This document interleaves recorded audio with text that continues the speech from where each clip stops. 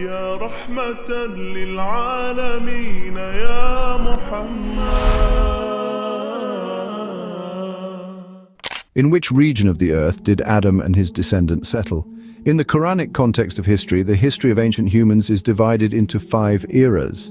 The first era is from Adam to Noah, the second from Noah to Abraham, the third from Abraham to Moses, the fourth from Moses to Jesus, and the fifth from Jesus to Muhammad, peace be upon him. It is narrated by Abdullah bin Amr bin al-As in the Mujam al-Tabarani that Allah the Almighty descended Adam in the land of India. After Adam's descent to earth, the covenant of Al-Ast, the covenant of recognition of God, took place in the plain of Arafat, as reported in a reliable narration in Mustadrak al-Hakim from Ibn Abbas. It states that Allah the Almighty extracted all of Adam's progeny from his back, presented them before him, and asked them if he was not their Lord, to which they all acknowledged that he indeed was. Afterwards, Adam migrated towards the region of Sham, Syria, and passed away there. Adam's offspring settled in the east, in Mesopotamia. Adam was taught both craftsmanship and language before being sent to the world. It is narrated from Ibn Abi Musa al-Ash'ari in Mustadrak al-Hakim that when Adam descended from paradise to earth, he was sent with fruits from paradise and was taught various crafts. This is corroborated by a statement in the Bible where it says that Adam's son Cain settled in the land of Nod, east of Eden, and built a city named after his son Enoch. From Enoch came Irad, from Irad came Mehujael, from Mehujael came Methushael, and from Methushael came Lamech. Lamech fathered Jubal and Tubal-Cain. Jubal's descendants adopted a nomadic lifestyle. Jubal's descendants invented musical instruments like flutes, and Tubal-Cain made weapons of iron and bronze. Regarding language, Surah Al-Baqarah states that Allah the Almighty taught Adam the names of all things. Similarly, in the Bible, it is mentioned that to alleviate Adam's loneliness, God created animals and birds from clay and presented them before Adam, and whatever Adam called each creature became its name.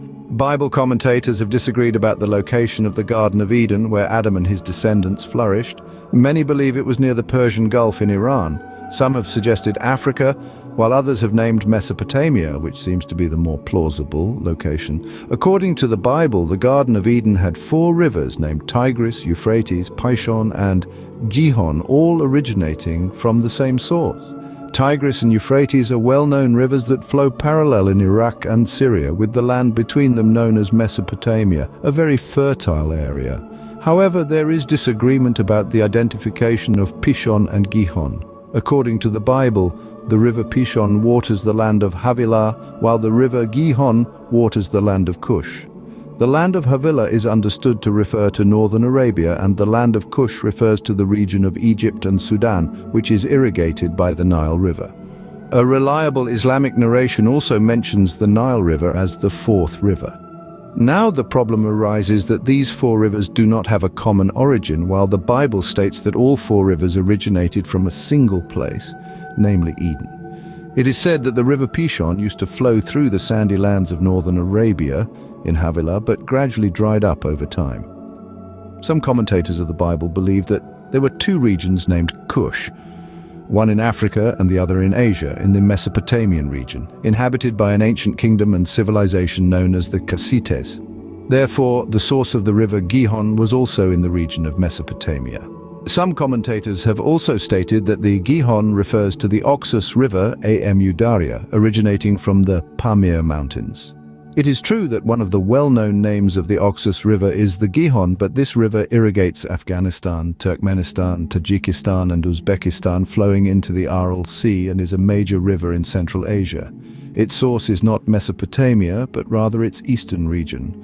Some commentators suggest that Gihon could refer to the Sirdarya, originating from the Tian Shan Mountains and flowing through Kyrgyzstan and Uzbekistan into the Aral Sea. However, its region is also not Mesopotamia. Similarly, there is a long river named Seyhan in Turkey, which flows like the Nile into the Mediterranean Sea. Even in this case, its region does not correspond to Mesopotamia. And if Eden is the region of the Levant, it was a well-known area in ancient human history. The Levant is frequently mentioned in both the Bible and Islamic history. This region includes parts of modern-day Greece, Turkey, Iraq, Syria, Palestine, Israel, Jordan, Lebanon, Egypt, Cyprus, and Libya. In this context, the origin of all four rivers can be traced back to one area, the Levant. In this scenario, the Tigris and Euphrates are already flowing in Iraq and Syria. Pishon was in northern Arabia, which may have dried up over time, or it could be that Pishon refers to the Jordan River, where John baptized Jesus. Gihon, in this interpretation, flows in Egypt and is what we know as the Nile River. All these rivers are part of the Levant, meaning they flow within the same land. Some Muslim researchers have located the Garden of Eden in Yemen, arguing that the term East in the Bible refers to South Arabia. There is a place in Yemen named Eden, and nearby is the Gulf of Eden. However, most commentators believe the East in the Bible refers to the east of its place of origin, meaning east of the land of Palestine. It is undisputed that the Torah was given to Moses, peace be upon him, on Mount Sinai, located between Egypt and Palestine in the Sinai Peninsula, and the Gospel was revealed to Jesus, peace be upon him, in the land of Palestine. Therefore, this east refers to the east of Egypt and Palestine, which is the region of Iraq and Syria.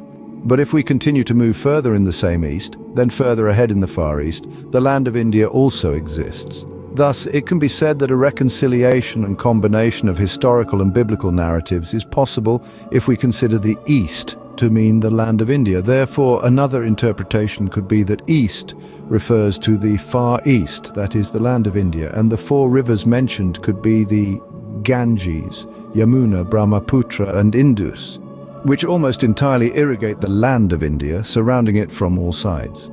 The origin of these four rivers is also in the region known as the Roof of the World. The Roof of the World refers to the Pamir Mountains, the Himalayas, the Tibetan Plateau, Tian Shan, Mountains of Heaven or God, and the Altai Mountains. Tian Shan is also known as the Divine or Paradise Mountains. This could also indicate that Prophet Adam's descent was in this region. Secondly, in India, where the Ganges and Yamuna meet, the place is named Allahabad. This could also indicate that Prophet Adam's first stay on earth was in this area.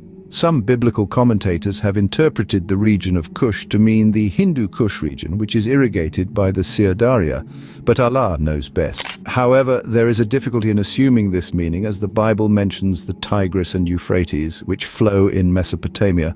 A possible answer could be that many rivers around the world share the same names. Thus, it is possible that humanity's origin was in the land of India, but after the great flood of Noah, when migration towards Mesopotamia occurred, the rivers there were named after those in India. And the original names of these rivers in India could have been Tigris, Euphrates, Seyhan, and Gihon. But Allah knows best. However, it is better to interpret the Tigris and Euphrates mentioned in the Bible as the rivers in Mesopotamia. The river Pishon could refer to the Jordan River, and Gihon could refer to the Nile River. According to the Bible, these four rivers originated from the same place, Eden, and watered the garden. Therefore, the beginning of Adam and his progeny, which started in this garden, was in the Holy Land of the Levant, or what we can also call the Middle East. Regarding where this garden was in the Levant, our inclination is that it was in the present-day Bekaa Valley in Lebanon, to the northeast of Jerusalem and the River Jordan. In this region, signs of cultivation dating back to the Stone Age, around 9000 to 9500 BC, have been found. The River Jordan is formed by the confluence of four major streams and eventually flows into the Dead Sea. In the world, rivers usually flow by this principle. However, the principle described in the Bible contradicts observation, stating that a river divides into four branches, whereas in reality, various branches or streams join to form a single river. We do not have the original version of the Bible. The oldest copy of the Dead Sea Scrolls we have dates to 200 BC, a time when it was common to write the Bible in Aramaic script. The original version of the Bible was in ancient Hebrew, that is, Paleo-Hebrew, which is now lost, whereas modern Hebrew was invented by European Zionists in the 19th century. What we have now is a translation of a translation, so it is possible that these translations have altered the original meaning. Another possibility is that the landscape of the region completely changed after Noah's flood, so the locations of rivers might have changed too. It is still a possibility that the Gulf of Oman, Persian Gulf, Gulf of Aden, and Red Sea came into existence after Noah's flood. And before that, the area from Euphrates to Nile was all dry land. However, in the Bible, in the book of Ezekiel chapter 31, the Garden of Eden is described as part of Lebanon. It is difficult to ascertain the geographical boundaries of ancient Lebanon, but it is mentioned in traditions that Prophet Solomon used to order cedar wood from Lebanon for the construction of temple. In any case, ancient Lebanon was located around the current Lebanon and its surrounding areas, and it is highly likely that some parts of present-day Jordan were also included in this region. And if we discuss the Islamic narrative, it is completer and more logical than the biblical account.